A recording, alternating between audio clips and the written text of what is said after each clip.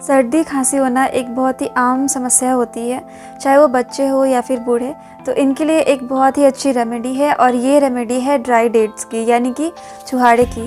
तो जब भी आपको कफ़ कोल्ड होता है, चाहे वो सर्दियों में हो या फिर आपको सीजनल हो, तो आप जो 2-3 छुहाड़े होते हैं इनके बीज को आप अलग कर लें और इसे अच्छे से कूट के 1 चम्मच देसी घी के साथ अगर आप सुनहरा होने तक भून लेते हैं और इसे सुबह शाम अगर आप खाते हैं तो आपको इंस्टेंट रिलीफ मिलता है आपके कफ़ एंड कोल्ड में। तो ये बहुत ही अच्छी रेमेडी होती है सर्दी खांसी के लिए।